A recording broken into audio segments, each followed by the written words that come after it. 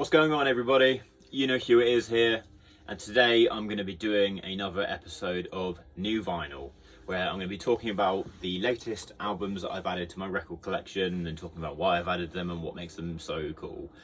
Background music for today, I've gone with the amazing Immolation with their 2010 release entitled Majesty and Decay.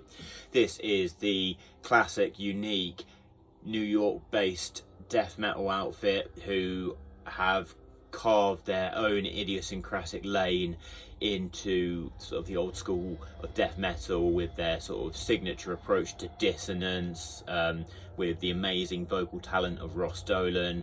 They make really intelligent death metal, and this is a sort of middle career by this point album. This is a really amazing, ferocious example of their sound, and it's one of my favourite Immolation records, as you can hear in the background. I'm going to turn that down ever so slightly because I still want you to hear me. So yeah, Immolation, can't say enough good things about them. Two little updates. So if you follow me on Instagram, you may have seen that I posted a review or a link to a review. So I'm now writing content for a Dutch underground metal magazine called VM Underground. Like I said, if you follow me on Instagram, you may be familiar with the sort of kind of creative writings that I do based off the inspiration that I feel from the music. Well, this writing that I'm doing for VM Underground gives me a sort of more analytical outlet where I can actually, describe the music and go into detail on the instrumentation and the musicianship and the production to, sell or critique the music that I'm getting to check out. And it's also giving me an opportunity to check out lots of artists that are on the come up that I've never heard of. A couple nights ago, I got to see the Texan Extreme Thrash Masters Power Trip, which I'm obviously repping here with this wicked tour shirt that I picked up.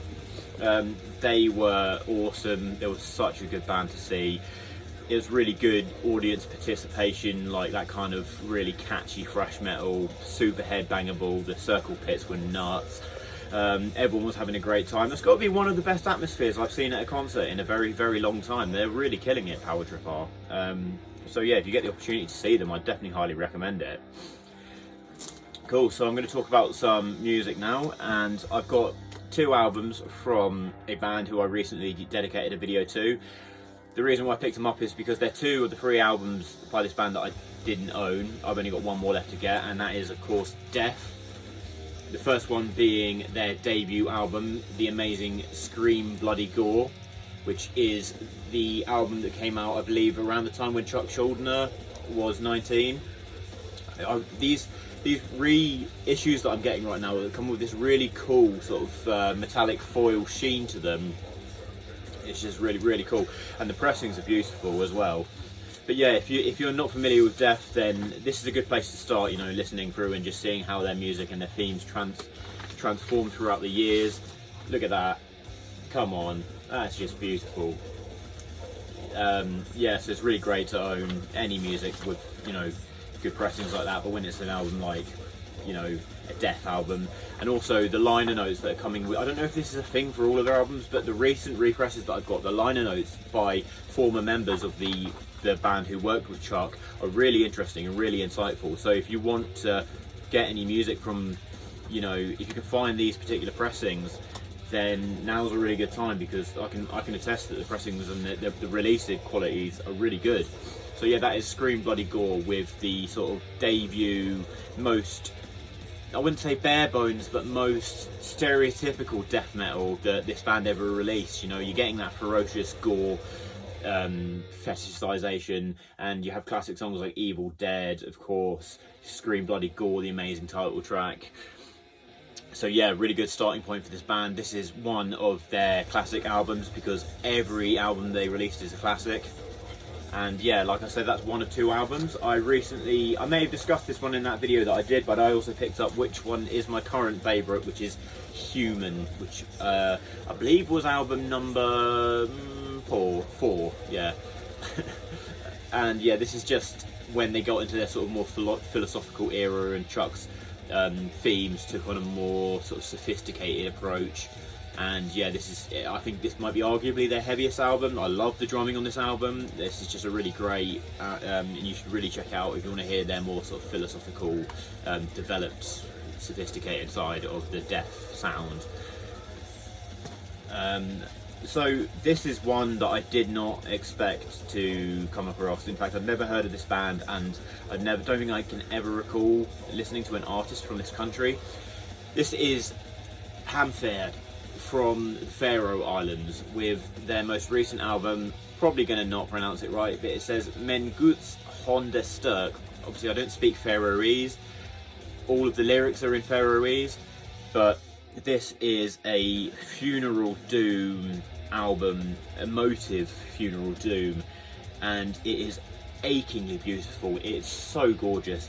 Obviously it's heavy, but you're given, you know, death doom bell witch-esque growls, but you're also given beautiful despondent and desperate clean vocals that come over these sort of guitar progressions that sound whimsical, melancholic, bittersweet, but also absolutely crushing. You know, like you're just lost in the ocean, and you know, huge tidal waves are just crushing down on you, which is obviously a sonic picture that may or may not have been intentional, because the concept of this album is taken from a 1915 whaling disaster that happened in a small village, near a small village in the Faroe Islands, where sort of people were watching it go down at sea from the land, and it's obviously a very tragic event, and the music itself matches the obviously emotions tied to that. It's an amazing album and a really like underground gem that I was not expecting to pick up. It's out on Metal Blade, who are one of my favourite labels. You know,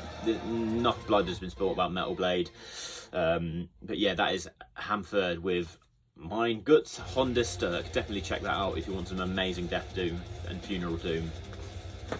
Okay, cool. The next one I've got is by one of my favourite modern traditional death metal bands, and this is one of my favourite albums in the current wave of traditional approaches to death metal.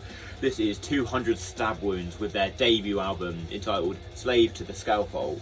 So I actually prefer this one to the most recent 200 Stab Wounds album. I just find this one's a bit more memorable. I do think the more recent album is great and it's really, really heavy and really fun, but I just get more out of this.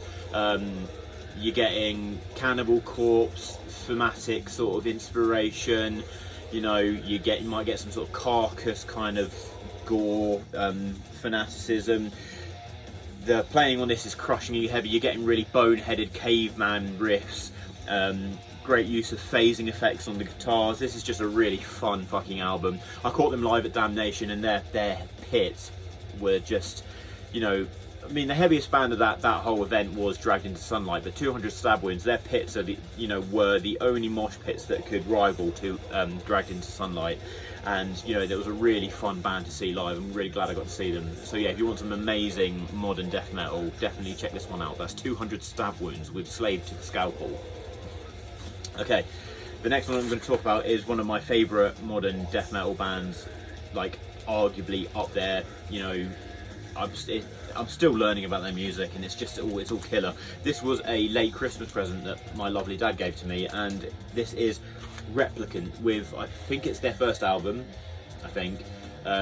Malignant Reality, and this is predecessor obviously to their amazing album that came out last year. But look at the album cover. You've got that lovely sheen on it, and this is out by Transcending Obscurity, who have a really interesting roster of artists that they list. And look at that colourway, beautiful. That is Replicant colours right there. There seems to be a bit of a theme going on with the artwork of their music. Now, Replicant play a highly unique dissonant approach to death metal. Now, dissonance is the most overused term in extreme music. You know, does it even really count as a valid adjective now? Well, when I use it to describe a band like Replicant and use it as a compliment, that speaks to the quality and the talent of the musicians involved here, because this is such intelligent death metal. Okay, you're given obviously unconventional, confusing dissonance in the guitars, but you're also given these amazing sort of wailing, shrieky vocals that just sound like a demonic, ice-cold ghost. On this album in particular, you get sort of breakdowns, not necessarily like deathcore style breakdowns, but I'm talking like more ambient breakdowns that have these sort of dark jazz elements.